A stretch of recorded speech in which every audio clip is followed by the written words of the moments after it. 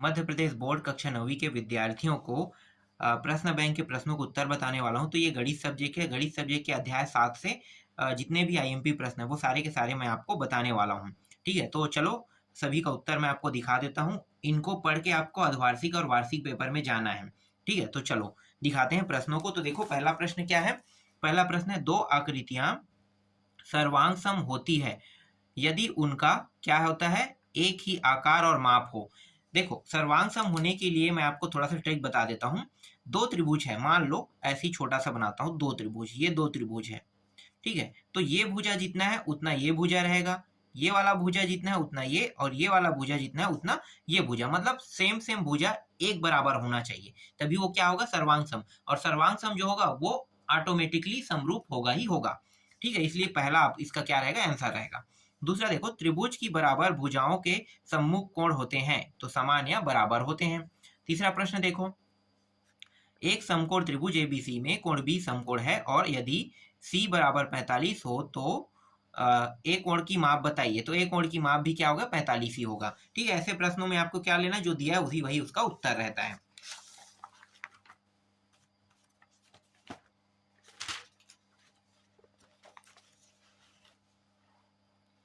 चौथा प्रश्न देखो, एक समबाहु त्रिभुज का प्रत्येक कोण होता है 60 अंश का होता है। ठीक है, क्योंकि सभी भुजाएं क्या होते हैं, बराबर होते हैं, तो सभी का कोण भी बराबर रहेगा। ठीक, आगे देखते हैं। निम्नलिखित में से कौन त्रिभुजों के सर्वांग सम की कसौटी नहीं है। तो देखो ये है, ये है, ये नहीं है। ठीक है, ये नहीं है, ये आपको लेना है। आगे देखो, समान आकार एवं समान माप वाली आकृतियां कहलाती है सर्वांग सम कहलाती है। सातवां है, किसी त्रिभुज में दो भुजाओं का योग तीसरी भुजा से होती है, बड़ा होता है। समकोण त्रिभुज में सबसे बड़ी भुजा कर्ण होती है। रिक्त स्थान देख लेते हैं। रिक्त स्थान में देखो पहला प्रश्न, समान भुजाओं वाले दो वर्ग खाली स्थान होते हैं, सर्वांग सम होते हैं। त्रिभुज के वर्ग त्रिभुज के बराबर कोणों की सम्मुख भुजाएं समान होती है। यदि एक त्रिभुज की तीन भुजाएं दूसरे त्रिभुज की तीन भुजाओं के बराबर हो तो दोनों त्रिभुज सर्वांग सम होते हैं। चौथा है, एक त्रिभुज जिसकी दो भुजाएं बराबर हो समद्विबाहु त्रिभुज कहलाता है। किसी त्रिभुज में दो भुजाओं का योग तीसरी भुजा से बड़ा होता है। छठवां है, किसी त्रिभुज में बड़े कोण की सम्मुख भुजा बड़ी होती है। समान त्रिज्याओं वाले दो वृत्त सर्वांग सम होते हैं। समकोण त्रिभुज में सबसे बड़ी भुजा कर्ण होती है। चलो सत्य सत्य देख लेते हैं। तो समबाहु त्रिभुज का प्रत्येक कोण 50 अंश का होता है। समान भुजाओं वाले दो वृत्त सर्वांग सम होते हैं। यदि एक त्रिभुज की दो भुजाएं और अंतर्गत कोण दूसरे की दो भुजाओं और अंतर्गत कोण बराबर हो तो दोनों त्रिभुज सर्वांग सम होते हैं, ये सत्य है। एक त्रिभुज के दो कोण और एक भुजा दूसरे त्रिभुज के दो कोणों और संगत भुजा के बराबर होने पर भी दोनों त्रिभुज सर्वांग सम नहीं होते हैं, ये असत्य है।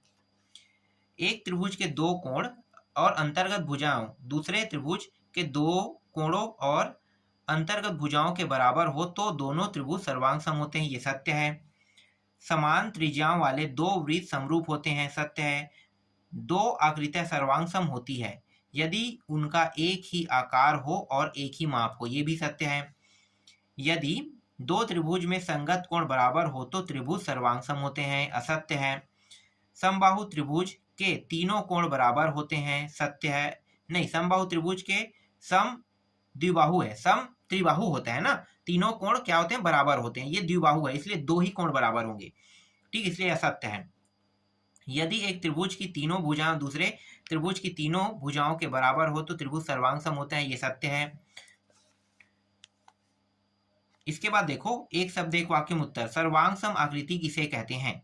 तो मैं आपको बता देता हूं, सर्वांग सम आकृति अगर दो त्रिभुजों को देखें तो दोनों त्रिभुजों का जो तीनों भुजा है ना वो बराबर हो तभी क्या कहलाता है, सर्वांग सम कहलाता है। कैसे बराबर, देखो यहाँ पे एक बात और है, संगत भुजा बोलना है वहां पे। ठीक है, सभी भुजाओं नहीं, संगत भुजा, दो त्रिभुजों के संगत भुजा बराबर हो तो उसे हम क्या कहते हैं, सर्वांग सम कहते हैं। बस इतना आपको उसे उत्तर लिखा है। समबाहु त्रिभुज क्या है, जिनके तीनों भुजाओं बराबर हो। अब देखो तीनों भुजा मतलब एक भुजा का मान 5 है, दूसरे का भी मान 5 रहेगा, तीसरे का भी 5 रहेगा। एक त्रिभुज के तीनों भुजा अगर बराबर हो तो उसे हम क्या कहते हैं, समबाहु त्रिभुज कहते हैं। समझ में आ गया।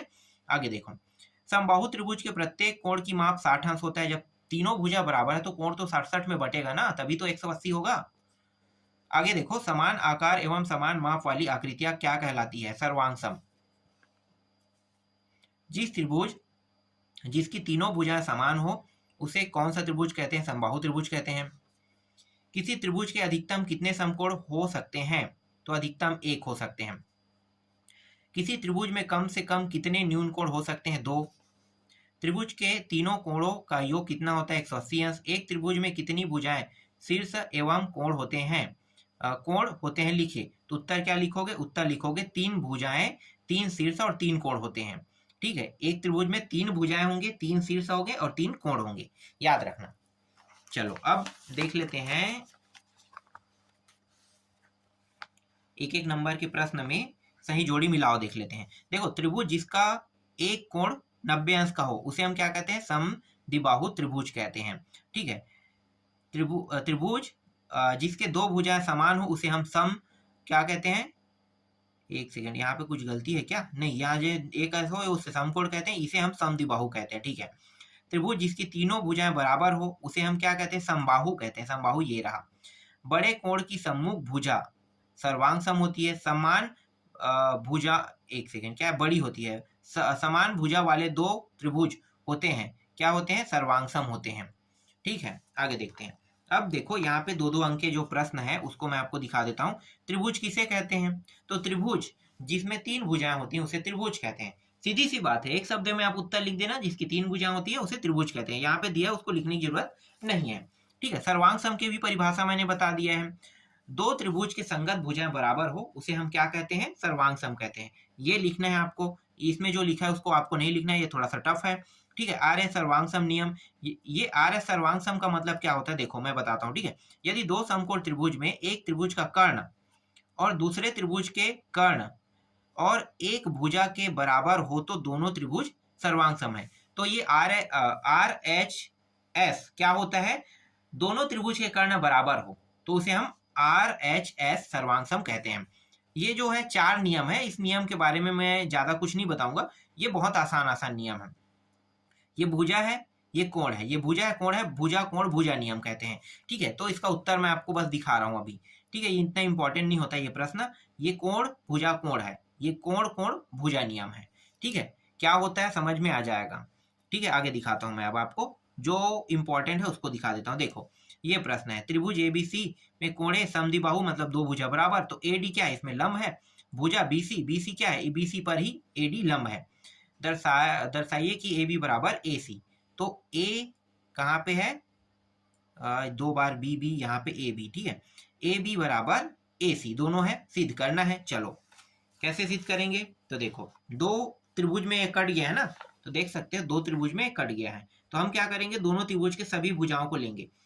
जब मैं ये कोण लूंगा तो इसका ये कोण लूंगा। ठीक है, जब मैं ये वाला कोण लूंगा तब मैं इसका ये वाला कोण लूंगा, और जब मैं ये 90 अंश लूंगा तो इसका 90 अंश लूंगा। तो ये सेम टू सेम जो मैं अभी बता रहा हूं ना, वो प्रक्रिया यहाँ पे हुआ है। मैं दिखा रहा हूं आपको, देखो ये। ठीक है, तीनों कोणों को बराबर किया गया है एक दूसरे के। तो देख सकते हो 1 2 3, तीनों कोण बराबर हो गया। तो ये त्रिभुज भी बराबर, एक कोण, ये एक त्रिभुज का ये कोण है और ये दूसरे वाले त्रिभुज का कोण है, और सभी कोण क्या है? बराबर है। और ये दोनों की तुलना कर दिया बराबर, तो ये भुजा भी ऑटोमेटिकली बराबर सिद्ध हो गया। ठीक है, इसमें ज्यादा समझाने लायक कोई भी टॉपिक नहीं था। देखो, दर्शाइए कि समबाहु त्रिभुज का प्रत्येक कोण 60 अंश का होता है। तो बहुत आसान है, क्या करना है आपको? प्रत्येक कोण, अगर समबाहु त्रिभुज है तो देखो 3 कोण है, 1 2 3, तीनों 60 अंश का होता है। तो आपको क्या करना है? इस तरह से बताना है, ए बी ए सी, कोण बी कोण सी बराबर है, फिर A B B C B C, इस तरह से 3 बार करना है आपको। 3 बार करने के बाद क्या कर दोगे? कोण ए बराबर कोण बी प्लस कोण सी। ठीक है, इसके बाद कोण ए कोण बी कोण सी तीनों का योग कितना है? 80। तीनों का कोण हो तो 3 है, तीनों का मान 1 है, तो ए कोण का मान कितना आ गया? 60। तो मतलब ए बी सी भी क्या आ जाएगा? 60 आ जाएगा, सिद्ध तो हो गया। ठीक है, बहुत आसान था। चलो आगे देखते हैं। इसके बाद 3 नंबर के प्रश्न देख लेते हैं, जो एग्जाम में 3 नंबर के प्रश्न आते हैं। ठीक है, तो देखो ये भी सेम टू सेम है, बस इसमें क्या बताना है? देखो यहाँ पे बार बार ना इसने सी सी कर दिया है। ठीक है, एक बी है एक सी है, तो यहाँ पे उठा लेना है आपको, एक बी एक सी। ठीक है, देखो यहाँ पे क्या है, ए बी सी समबाहु त्रिभुज है जिसमें ए बी बराबर ए सी जिसमें ए पी लंब है बी सी पर, ठीक है, ये लंब भी बताया गया है और ये दोनों इसे दो हिस्सों में बांट रहे हैं ये त्रिभुज। तो ये बराबर कैसे होगा, इसके तीन नियम है। तीन नियम क्या, कि ये कोण जितना रहेगा उतना कोण ये रहेगा, ये 90 अंश का है मतलब ये भी 90 अंश का, ये जितना है उतना ये रहेगा सीधा। और यही को दर्शाने के लिए मैं आपको दिखाता हूँ, इसे दर्शाने के लिए क्या किया इन्होंने, कुछ नहीं किया, बस 3 बार इसको हल कर दिया है। तो देख लो 3 बार इन्होंने यूज किया है। देखो ये दोनों भुजा बराबर, ये दोनों, और ये कोण बराबर, तो कोण बराबर, तो यहाँ पे आर एच एस सर्वांगसम नियम, मतलब दो कोण, ठीक है, दो कोण और एक सॉरी दो भुजा एक कोण ले रहा है, तो इसे आर एच एस सर्वांगसम नियम कहते हैं। समझ में आ गया, ठीक है, तो ये इस तरह से बराबर सिद्ध हो गया। अब देखो नेक्स्ट प्रश्न दिखाता हूं मैं आपको, ये वाला, ठीक है, आर एच एस वाला नियम यहाँ भी लागू हो रहा है, ठीक है। तो इसका उत्तर मैं दिखा देता हूँ, ये चित्र इस तरह से है, तीनों कोणों को बराबर आपको क्या करना है, सिद्ध करना है कुछ नहीं करना है, बस सिद्ध करना है। तो ये इसका उत्तर है, ठीक है। आगे दिखाता हूँ 16वां प्रश्न, जिनका आपको प्रैक्टिस करके जाना है। समकोण सबसे लंबी भुजा होती है, ठीक है, तो ये है। अब तीनों कोणों का योग कितना होता है, 180, ठीक है, तो एक कोण तो 90 है, तो दो कोणों का योग अगर हम निकालेंगे तो कितना निकलेगा, दोनों कोणों का योग 90 निकलेगा, ठीक है। तो यहाँ पे देख सकते हो ये दो कोण हो गया, इसका योग निकला है 90, और आपको क्या सिद्ध करना है, कौन कोई एक कोण तो बड़ा होगा ना, तो ये देखो ये कोण है, ये कोण बी कोण ए से बड़ा है। अब दूसरे कंडीशन में कोण बी बड़ा है कोण सी से, ठीक है, तो इस तरह से आपको बताना, तो ए सी बड़ा है ए बी से, इस तरह से। इसके बाद देखो 17वां प्रश्न, ये प्रश्न है, ठीक है, यहाँ पे 90 अंश एक कोण रहेगा और कोण बी कोण सी का मान ज्ञात कीजिए, ठीक है। चलो दिखाता हूं मैं आपको, इसका उत्तर यहाँ तक हो गया और ये रहा पूरा उत्तर, ठीक है। तो कोण क्या हो गया, 45 अंश यहाँ पे प्राप्त हुआ, तो देख सकते हो। चलो आगे दिखाता हूँ 18वां, देखो 18वां में देखो इस प्रकार से एक आकृति आपको दिखाई दे रहा है, ठीक है। इस आकृति में क्या बताना है, मतलब इस आकृति को देखकर क्या बताना है, तो यहाँ पे है समबाहु त्रिभुज ये दिया हुआ है और ये एडी और एई को बराबर सिद्ध करना है। ये बहुत आसान रहता है, जितने भी कोण है सब बराबर है, ये बराबर, ठीक है, ये बराबर तो ये बराबर, ये बराबर तो ये बराबर, बस यही तो करना है। तो यहाँ पे देखो भुजा को इन्होंने इस तरह से बराबर किया, ये बराबर, ये बराबर, ठीक है। अब जब ये बराबर हो गया सभी, तो और क्या बराबर होगा, बराबर हो जाएगा आपका, दिखाता हूं एक मिनट, ये बराबर हो जाएगा, दोनों त्रिभुज बराबर हो गया, ठीक है, इस तरह से। और यहाँ पे नियम एस ए एस नियम लागू हो रहा है, ठीक है। 19वां प्रश्न दिखाता हूं, ये है 19वां प्रश्न, प्रश्न बैंक का 19वां प्रश्न। अब इसका उत्तर मैं आपको दिखाता हूँ, कुछ इस प्रकार से आपको लिखना है, सिद्ध करना है कह के लिखना है। और ये पूरा टॉपिक ये बहुत आसान है, बहुत आसान रहता है सिद्ध करने वाला, ठीक है। तो ये पूरा इसका उत्तर हो गया। 20वां दिखाता हूँ मैं, 20वां प्रश्न ये रहा और 20वां का उत्तर मैं दिखा देता हूँ, ये उसका प्रश्न ही है, ठीक है। ये सिद्ध करना है कह के यहाँ से लिखना है आपको यहाँ तक के, और उत्तर का अंतिम जो पार्ट है वो ये है, ठीक है। ये वाला जो हिस्सा आपको दिखाई दे रहा है ये इसका अंतिम उत्तर है, ठीक है। चलो आगे दिखाता हूँ। इसके बाद देखो 21वां प्रश्न, ये रहा 21वां प्रश्न। और 21वां प्रश्न में देखो बी और सी ज्ञात करने के लिए क्या है, मतलब सेम टू सेम सॉल्यूशन हो रहा है इसका भी, देखो 45 ही आएगा, यहाँ पे देख सकते हो, ये रहा, ठीक है। अब यहाँ पे मतलब 4 नंबर के प्रश्न आपको दिखाता हूँ। तो ये 4 नंबर के प्रश्न है और इनका उत्तर जो है ना, अति लघु प्रश्न का हम 13 और देखिए 15 में कह रहा है, मतलब ये वही प्रश्न है, ठीक है, और कोई अलग नहीं है, उसकी परिभाषा को लिखना है, ठीक है। अब देखो 24वां प्रश्न, ये इस तरह से आकृति है और हल क्या करना है, समदूरस्थ है बताना है। चलो इसका उत्तर मैं आपको दिखाता हूँ, थोड़ा छोटा छोटा है, बहुत बड़ा उत्तर नहीं, ये इसका उत्तर है। इसके बाद 25वां प्रश्न मैं दिखाता हूँ, ठीक है, ये 25वां प्रश्न है। 25वां प्रश्न देख लो, इस तरह से आकृति है। अब मैं आपको इसका उत्तर दिखाता हूँ, तो ये सिद्ध करना है क्या कि यहाँ तक क्या आपको देख लेना है, ठीक है। और यहाँ तक हो गया, ये पूरा इसका सॉल्यूशन है, बी सी बराबर बी डी, ठीक है, आ गया। अब आगे दिखाता हूँ अंतिम प्रश्न, ये 26वां प्रश्न है, ठीक है, इसको देख लो, ये रहा, और ये आकृति भी आपको दिखाई दे रहा होगा ना। चलो मैं पूरा दिखाता हूँ आकृति, ये रहा। अब इसको आपको सिद्ध करना है, तो देखो ये इस तरह से आपको सिद्ध करना है, ये त्रिभुज सिद्ध हो जाएगा, सर्वांग है बता रहा है, और अंतिम जो पॉइंट है, ये जो कोण है ये भी सर्वांग है बता रहा है, ठीक है। तो इस तरह से अध्याय 7 पूरा कंप्लीट हो गया।